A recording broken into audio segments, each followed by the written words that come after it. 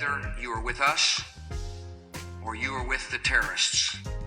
Our country is in serious trouble. We don't have victories anymore. We used to have victories, but we don't have them.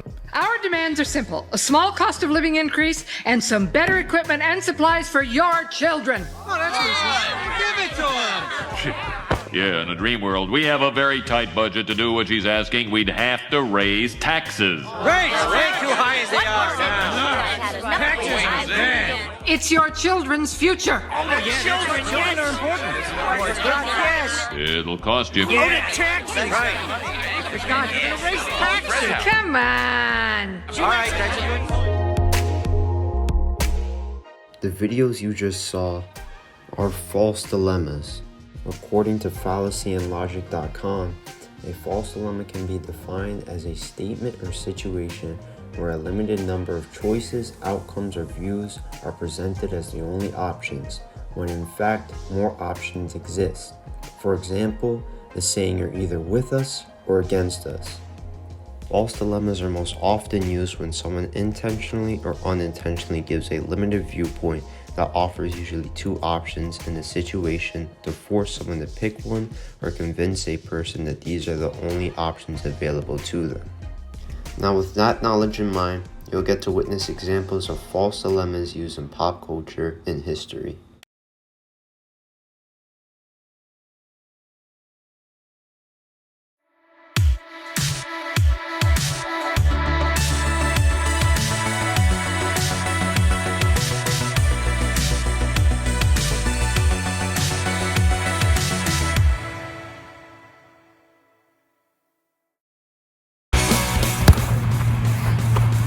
Go big or go home.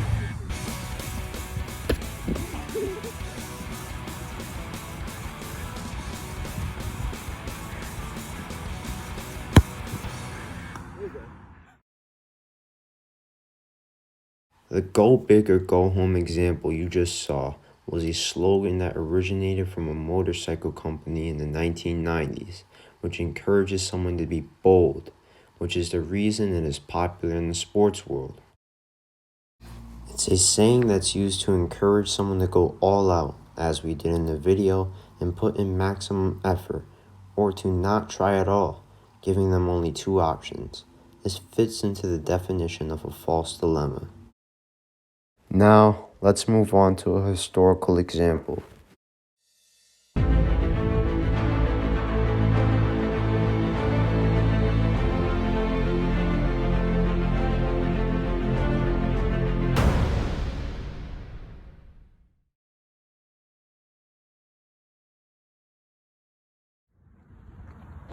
So, what do you think about the Vietnam War? I think it's too brutal, and we need our troops back home. Why? They're fighting against communism. Communism has some good qualities. Like what? It keeps everyone equal. Yeah, but you're ignoring the bad qualities too. Think about all the millions of people who died under communism. Well, I don't think it's a just war, not worth all the violence. Why? You hate America or something? No, Well, why don't you support our troops? I just don't support what government is doing in Vietnam. I disagree. I feel like you hate America. I feel like you hate our troops. I don't hate America. Seems like that to me. And guess what? If you don't like it here, then leave. The "America, love it or leave it" example you just saw was a commonly used slogan during the 1960s and 1970s during the Vietnam War. During this tense period, the people were deeply divided on the country's role and goal in Vietnam. Anti-war protests were commonplace during this time, and many wanted the thousands of young men sent to the jungles of Vietnam to return home. Those who supported the war used the slogan to imply that those who opposed America's involvement were un-American. This thought process presents only two options, therefore making it a false dilemma. Now, let's move on to two original examples of a false dilemma.